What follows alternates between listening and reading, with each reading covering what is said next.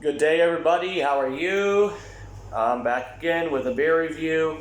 Now, you're probably asking yourself, why is the beer already in the glass? Well, let me tell you something. The last beer I did from this company, it was very active in the bottle. So when I popped it, it started to rush. So the same thing happened to this one, but I saved it, unfortunately.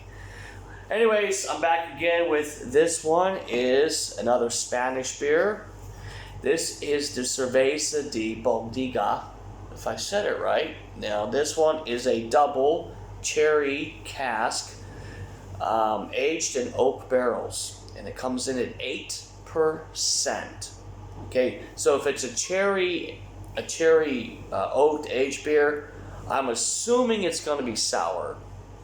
I haven't tried it yet, I promise. But I did pour some into the glass, so I didn't waste any of it. Okay, and this one comes out of, I believe, Spain. Another one, a product of Spain.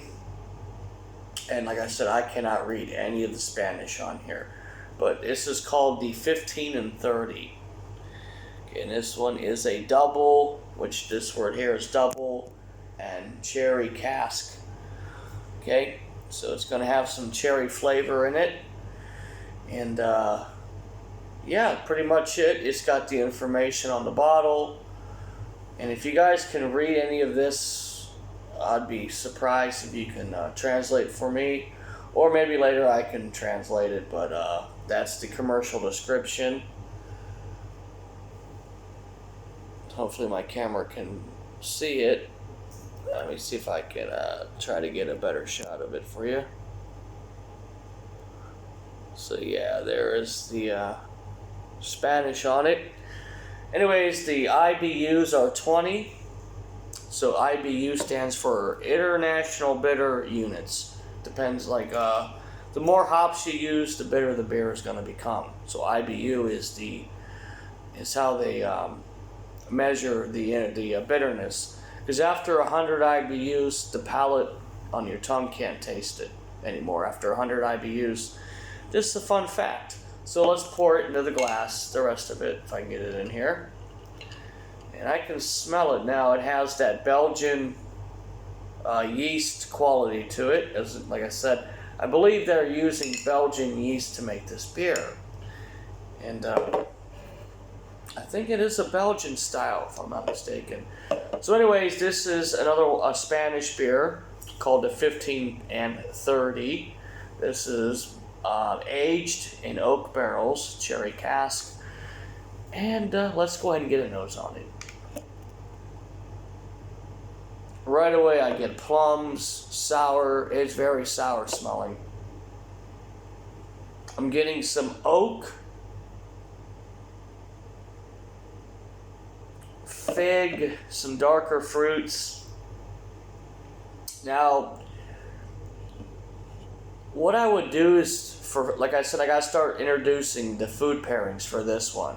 Since this is a heavier beer, it's gonna go with a heavier dish. Even like your cheeses, you can go with some good like sharp cheddar with it. What would I pair? Maybe this would go good with spaghetti, a good pasta, maybe what else would be good with it? Even, you know what, even if you want to have a homemade pizza and you were to sit and drink this, it'd be alright. Okay, so enough of me talking, let's start walking. Here I go. Cheers.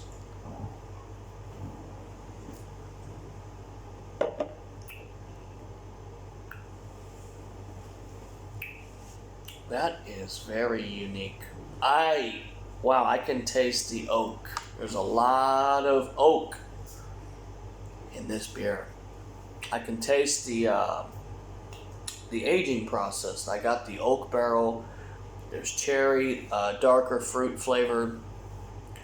And now this is 8%, so you can cellar this beer probably for 4 or 5 years. You know, you cellar it properly, it might calm down. It won't be so aggressive when you open the top. But this bottle is fresh, obviously. when I started to open it, I cut the video because I was like, nope, it's gonna go everywhere. So I tamed the tiger, then I poured it nicely, okay? So this one comes in at 8%, and it is a product of Spain. And like I said, once again, it is the 15 and 30 double oak barreled beer, cherry cask, aged in oak barrels. So yes, it's aged in oak barrels, and that one always does the trick. Tell you the best ones I've tried were the oak whiskey barrel stouts. Oh my goodness, those are the 10s that blow your hat off and your clothes. Like I said, one of these days after drinking one of these beers, I might come back naked and blow me away, my clothes and all.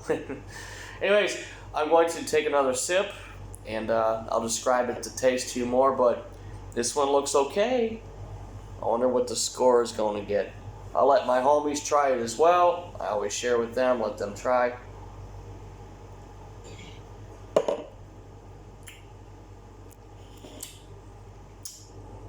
It's not as sour as some of the beers I've tried, but listen, you have to let the bigger beers like this warm up to a little bit of the room temperature.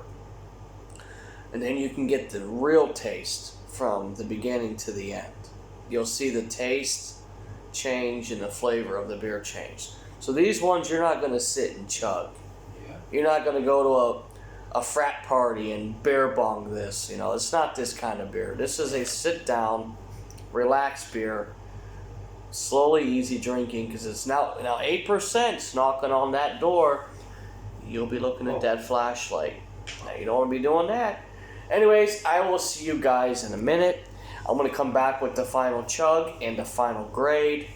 But for this one, I believe it's looking good. I'll give it a good score. Okay, so I will see you guys roughly in a second. Alrighty, I am back again. That was quick as usual. Okay, so like I said, basically this beer is aged in oak barrels. I let it warm up a bit, and getting the room temperature status for it, it started to become a lot tastier. Like I said, the bigger beers like these, they're aged in barrels, oak, or even whiskey barrels, even maple barrels. Let them warm up to room temperature, so that way you can get the full effect from start to finish. So let's get another sip on it.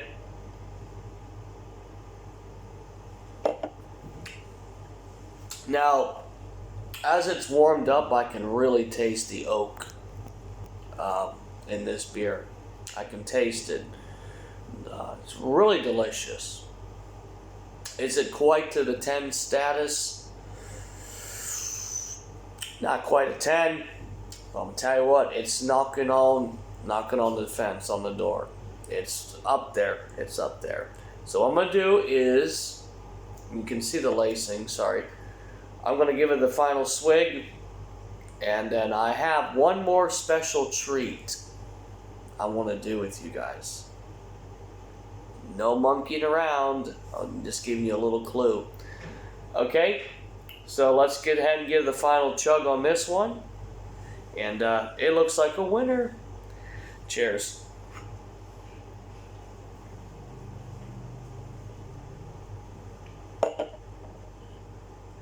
Look at the lacing on that beer. Look at that.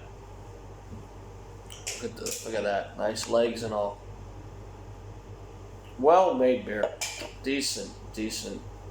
Like I said, it is very like a Belgian style. I can tell you that right now. This definitely, they're using a Belgian yeast to make this beer. I can taste it. But okay guys, for the final score,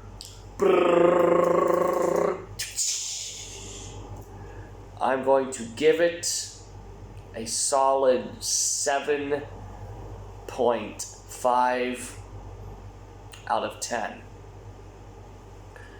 It would have easily got an 8 if I would have cellared it longer and it didn't explode or leak when I opened it. It started to go crazy, so I That's why the beginning of the video, you already saw the beer was poured. I didn't want to waste any of it. So I just popped it, let it leak into the glass. It would have got the 8 out of 10, but because of that, I had to knock the score down to the 7.5, 7-ish. So it is a B minus, B plus beer. It's not quite to the A category, not quite a world class.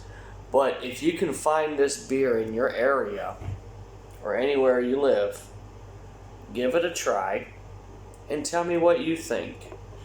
Until then, I got some homies here I got to talk to and deal with. And maybe you can meet them in some beer review videos. But I'll let you know how that goes. Anyways, take the hat off for good measure. Not because the beer made me do it. It's because I don't want to wear it anymore. Speaking of bears, get yourself a bear hat. Just like that. Rawr, says the grizzly. Alright. Anyways, thank you so much, guys, for subscribing and watching. And I will see you on the next beer review. Let's see what we're going to pull out of that fridge next. Bye-bye. Take care.